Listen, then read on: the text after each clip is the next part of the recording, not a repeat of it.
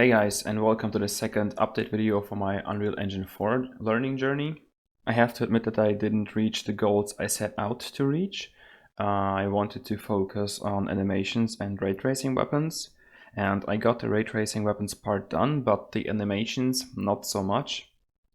I watched a bunch of tutorials on how to create animations when I was researching, and I came across a video by CG Cookie in which they talked about top 10 tips for first-person animations. And one of those things was that most of modern first-person shooters, they use a double camera setup. So they have a camera for the scene with a specific field of view, and they have a separate camera with a different field of view just for the weapon model itself. And this interested me so much that I kind of wanted to implement this first.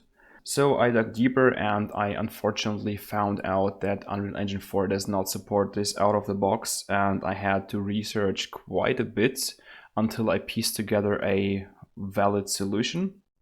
So it involves a little bit of matrix math and some angle conversions, and it's not so difficult to pull this off.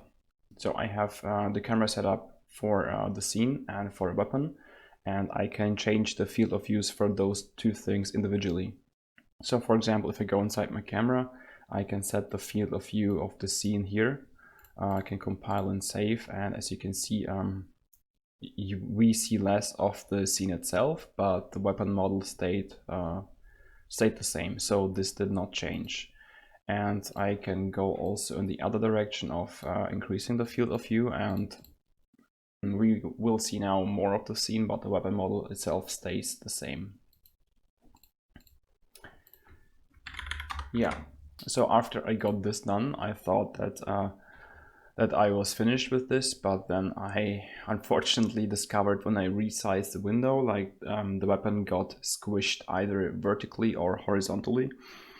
So first I tried to solve this by scaling the model and modifying the offsets somehow, using some quote-unquote clever world space to screen space conversions to get the aspect ratios and stuff like that, but that didn't work.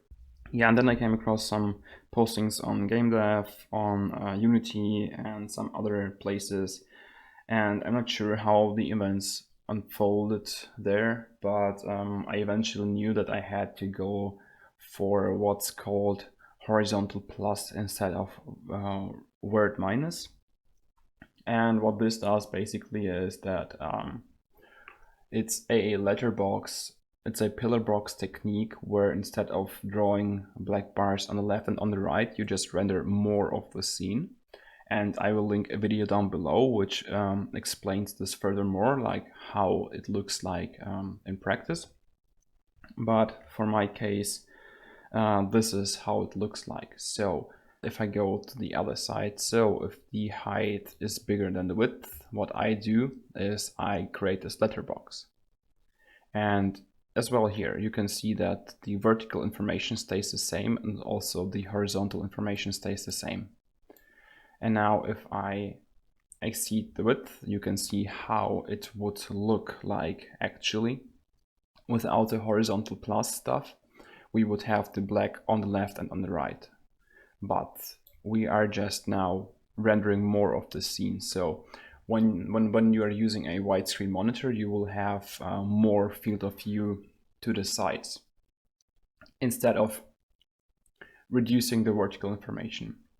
And in fact, this is the same thing which Call of Duty is using as well. So I basically copied their system. I studied how they are doing it. I also looked at how Overwatch does it, and Overwatch has 3 fixed aspect ratios, and they are using vert minus on all of them, and they hand author the weapon models. So I can show you this even.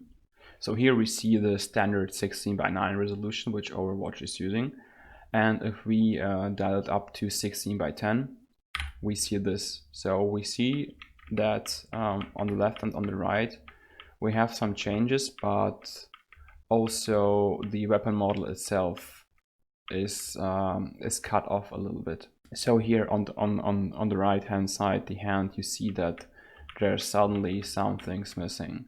And if we increase the the aspect ratio even more, so to 21:9, you can see that this hand completely disappears and the weapon model is cut off. So as you can see, it stays basically the same size, but you just see less of it here. And you see less of the vertical stuff, so you see less on top of the screen as well.